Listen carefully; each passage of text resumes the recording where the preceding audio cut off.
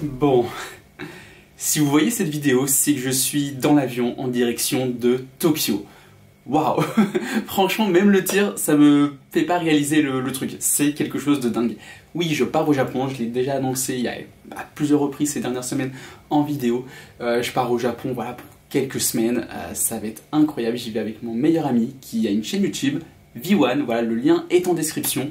En tout cas, je pense que le lien est en description. C'est pas sûr. En fait, voilà, parce que j'ai jamais fait de programmation de vidéos. Donc là, si tout va bien, je vais pas être là pendant 3 semaines. Mais normalement, vous aurez quand même des vidéos pendant 3 semaines. Alors, vous aurez plein de shorts sur place au Japon. Mais si je fais cette vidéo, c'est avant tout pour vous parler du Japon, de notre voyage, de ce qu'on va y faire.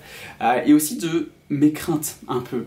Parce que je sais pas pourquoi, mais j'ai peur. Vraiment, j'ai peur alors que j'ai aucune raison d'avoir peur. Après, c'est pas une peur non plus qui me tétanise et où je suis en train de douter et je me dis non, je veux surtout pas y aller, on annule tout. Pas du tout, au contraire, je suis hyper excité, j'ai trop hâte là, vraiment, en fait, j'ai envie de claquer des doigts et hop, de me retrouver sur place. Enfin, dites-vous que le Japon, j'en rêve depuis que j'ai 10-11 ans à peu près, depuis l'âge... Alors, j'avais déjà un peu commencé un peu plus tôt à lire des mangas, mais honnêtement, je pense que l'un des mangas qui m'a vraiment donné envie d'aller au Japon, c'est Détective Conan. Voilà, parce que mon père fait la collection. Dites-vous qu'il a, chez mes parents, il y a vraiment une étagère et demie, vraiment, où il y a tous les tomes. Donc il y en a 105 à l'heure actuelle, il me semble, en France sortis. Et au Japon, il devait être à 107 ou 108. J'ai à peu près 20 tomes de retard sur Détective Conan, mais juste quelle pépite.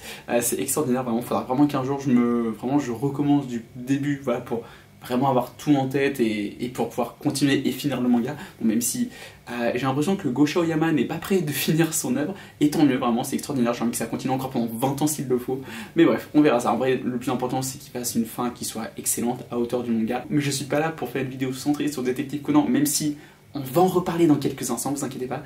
En fait, je pense que Détective Conan, ça a été le premier manga, on va dire, réaliste que j'ai lu, parce que avant de lire Détective Conan, j'avais lu Dragon Ball et Dragon Ball Z, hein, voilà, Dragon Ball, c'est mon manga, c'est mon tout premier manga, hein, voilà. Et en même temps, quoi de mieux comme manga que de commencer par Détective Conan.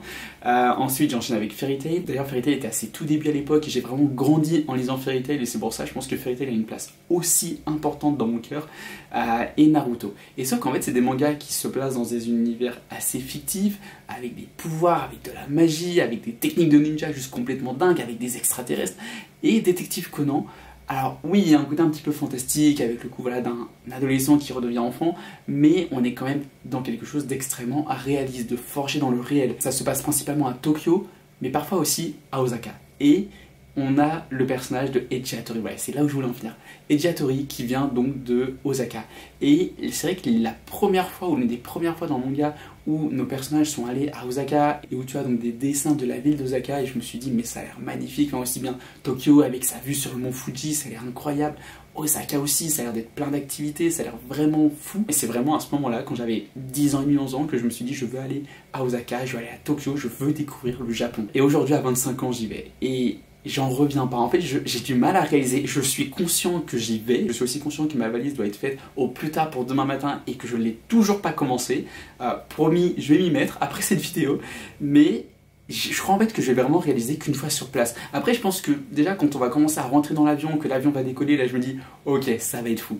Mais voilà. Et je sais pas, vraiment, je suis trop heureux, je suis trop content d'y aller. Après, je vous disais que voilà, ça me faisait peur. En vrai, je pense que c'est un mélange peut-être d'appréhension de ah, et si un truc se passe mal, mais il n'y a aucune raison, vraiment il n'y a aucune raison que ça se passe mal. Tout est réservé, que ce soit les billets d'avion depuis des mois, les logements, les activités, les trains, vraiment tout est réservé. Le seul truc qui n'est pas encore réservé, et c'est ça aussi moi qui peut-être qui m'angoisse, peut-être qu'une fois que je l'aurai fait, mais je vais le faire ce soir, ça va, voilà, peut-être que je serai un peu rassuré, même c'est sûr, c'est la eSIM, voilà, pour pouvoir, principalement, voilà, déjà pour qu'on ait Google Maps et tout, voilà, sur place, qu'on puisse se repérer, et qu'on, voilà, même aussi, enfin ça va être plus pratique, mais aussi voilà, pour parler avec ma copine ou même avec ma famille, parce que si j'envoie pas de messages pendant plus de 2 semaines, ne serait-ce que voilà, au bout de 13 heures de vol, au bout de 13 heures sans nouvelles pour dire c'est bon, on est bien atterri, voilà, c'est quand même mieux de prévenir. Et en fait, je pense que c'est ça en fait qui me stresse, parce que je me dis, vraiment, ça fait des jours que je me regarde des tutos, voilà, je vais prendre l'application Olafly, donc voilà, pour tout vous dire. Et vraiment, ça fait des semaines vraiment que je regarde des tutos de comment ça fonctionne, de comment ça l'est et tout. Et je sais pas pourquoi, mais je me dis, imagine, ça marche pas. Alors qu'il n'y a aucune raison que ça ne marche pas. Je vais faire le truc, je vais faire les réglages dans mon téléphone et tout, je vais réserver le truc, je vais payer, enfin, il n'y a aucune raison que ça ne marche pas. Mais, je sais pas pourquoi, j'ai une petite appréhension par rapport à ça, mais dans tous les cas, même si, imaginons que ça ne marche pas, bon déjà j'aurai un peu les boules parce que j'aurais payé le truc, hein, voilà, mais même si ça ne marche pas, il y aura le Wi-Fi à l'aéroport, voilà, pour dire c'est bon, on est bien arrivé.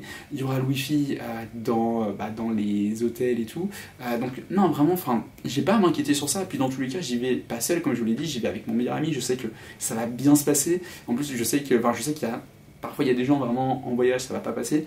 Nous, bah voilà, vu notre amitié, notre mentalité, notre façon de penser et tout, je sais qu'il n'y a aucune raison que ça se passe mal. Même dans le pire des scénarios, ça se passera très très bien. Donc oui, non, en vrai, j'ai pas été inquiet.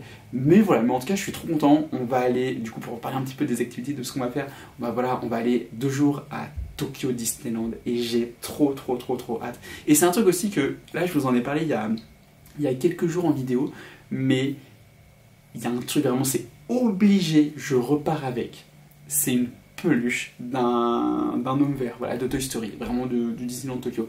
Je dois repartir avec. Et si vous voulez savoir pourquoi est-ce que je veux absolument une peluche d'un homme vert sur Toy Story, je vous invite à aller voir ma vidéo, c'est peut-être mon avant-dernière vidéo qui est sortie sur ma réaction au trailer de Toy Story 5. Voilà, vous comprendrez pourquoi, vous aurez toutes les explications. Évidemment, on va aussi avoir des jours pour bien visiter Tokyo. Après, on verra précisément une fois sur place ce qu'on va faire, mais évidemment, on va faire des boutiques, voilà, Lego Store, parce que moi, vraiment, je suis un fan de Lego. Du coup, V1 qui est un fan de Pokémon, donc du coup, évidemment, Pokémon Center, voilà, ça va être évident qu'on va y aller. Je crois qu'il y a une boutique Nintendo aussi. Voilà, il y a des boutiques One Piece. Après là je vous parle de Tokyo et Osaka. Je sais qu'il y a certains trucs c'est à Osaka, d'autres c'est à Tokyo. Bref, on verra tout ça. Mais voilà, Osaka, on va y aller aussi sur plusieurs jours. On va aussi aller passer une bonne journée vraiment complète à Kyoto. On va essayer de faire un minimum de choses. On va aussi passer une journée au Nintendo Land. Enfin, si on peut, oui, mais surtout au studio Universal, enfin, au Universal Studio Japan, pardon. Ouais. Et d'ailleurs, j'ai appris ça il y a quelques jours, il y a une attraction Détective Conan. C'est complètement dingue. Il faut, vraiment, si possible, il faut qu'on la fasse. Je trouve que ça serait, voilà, la boucle serait bouclée, en plus à Osaka, donc c'est voilà, le lien avec Ejiatori. Vraiment, tout se lie, tout est lié. Évidemment, je pense qu'on va beaucoup marcher, ça va pas faire de mal. On va aussi très bien manger, on va être complètement dépaysé, que ce soit d'un point de vue culinaire, même en termes de mentalité, parce que j'entends tellement de bien sur la mentalité japonaise, vraiment sur... je sais pas, sur le respect qu'il y a, sur l'honneur, sur la politesse, c'est le respect des règles aussi. Enfin, j'ai hâte, vraiment j'ai hâte de voir ça, ça va être magnifique. Encore une fois, vous aurez plein de shorts et il y aura peut-être même une ou deux, je pense, vidéos minimum qui vont être tournées là-bas. Ça va être très cool, je pense, avec un cadre vraiment qui peut être juste complètement dingue. Donc non, voilà, vraiment j'ai trop hâte. Donc oui, j'ai peur. Mais encore une fois, c'est pas de la peur négative, c'est vraiment une petite appréhension et je pense que c'est normal et c'est aussi, je pense, une bonne chose vraiment d'avoir une petite peur, mais c'est pas du tout par rapport à mon meilleur ami avec qui j'y vais, c'est pas du tout. En fait, je sais même pas pourquoi j'ai peur. C'est ça, en fait, je sais que j'ai comme une petite appréhension, mais c'est surtout, on va dire peut-être 10% d'appréhension et 90% de bonheur et de hâte et d'excitation. Vraiment, ça va être trop bien. Vraiment, ça va être trop bien.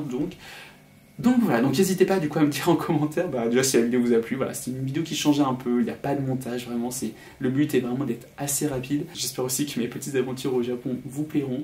En tout cas, n'hésitez pas, si vous voulez suivre un peu tout ce qu'on va faire au Japon, à vous abonner, c'est très important. Là, on se rapproche de 650 abonnés, ça serait bien de les atteindre dès maintenant, voilà, avec cette vidéo. Et voilà, n'hésitez pas également à partager la vidéo, ça fait toujours plaisir. Et je vous dis à très bientôt, c'était Fanboy, bye.